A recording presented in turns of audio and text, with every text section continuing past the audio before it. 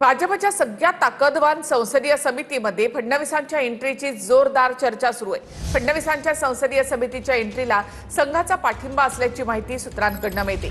फडणवीसांच्या दिल्ली वाऱ्या वाढल्या असून ते मंगळवारी सुद्धा दिल्लीमध्ये असणार आहेत। जर संसदीय बोर्डामध्ये एंट्री झाली तर राष्ट्रीय राजकारणामध्ये फडणवीसांची ताकद वाढणार आहे। राज्याचे मुख्यमंत्री देवेंद्र फडणवीस यांच्या दिल्ली वाऱ्या वाढल्या असून ते मंगळवारी सुद्धा दिल्लीमध्ये असतील। यामागे भाजपच्या सगळ्यात ताकदवान मानल्या जाणाऱ्या संसदीय समितीमध्ये मुख्यमंत्री फडणवीसांची एंट्री होणार अशी जोरदार चर्चा सुरू आहे। फडणवीसांना केंद्रीय मंत्रिमंडळामध्ये पाठवण्यासाठी महाराष्ट्रामधले अनेक नेते इच्छुक असले तरी मी महाराष्ट्रामध्येच राहणार असं फडणवीसांनी स्पष्ट केलं। केंद्रीय मंत्रिमंडळाचा लवकरच विस्तार होणार आहे, त्यामध्ये फडणवीसांचा समावेश न होता त्यांची एंट्री संसदीय समितीमध्ये झाली तर फडणवीसांची ताकद भाजपमध्ये आणखी वाढणार आहे।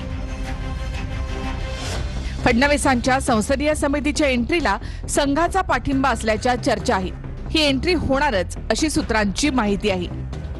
भाजपच्या संसदीय समितीमध्ये सध्या एकही मुख्यमंत्री नाही।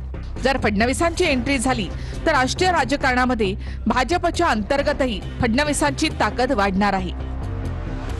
याआधी नितीन गडकरी भाजपच्या संसदीय समितीमध्ये होते, पण 17 ऑगस्ट 2022ला गडकरींना संसदीय समितीमधून काढून टाकण्यात आलं। सध्या फडणवीस भाजपच्या केंद्रीय निवडणूक समितीचे सदस्य आहेत। भाजपच्या संसदीय समितीमध्ये सध्या 12 सदस्य आहेत।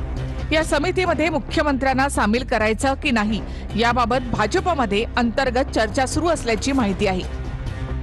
2006 मध्ये राजनाथ सिंग यांनी संसदीय समितीमधून तत्कालीन मुख्यमंत्री नरेंद्र मोदी यांना समितीमधून बाहेर काढलं होतं। या संसदीय समितीतून भाजपमध्ये मुख्यमंत्र्यांची निवड होते, त्यामुळे मुख्यमंत्री या समितीमध्ये असेल तर काय होईल याबाबत सध्या अंतर्गत चर्चा सुरू आहे।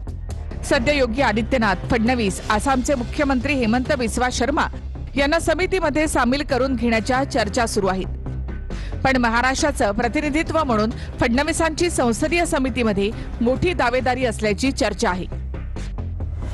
भाजपच्या राष्ट्रीय कार्यकारिणीमध्ये 120 सदस्य आहेत, पण भाजपची संसदीय समिती मुख्यमंत्री निवडण्यापासून सगळे निर्णय घेते। त्यामुळे भाजपच्या ताकदवान समितीमध्ये फडणवीसांची एंट्री झाली तर भाजपमध्ये आणखी पॉवरफुल होण्याची शक्यता आहे।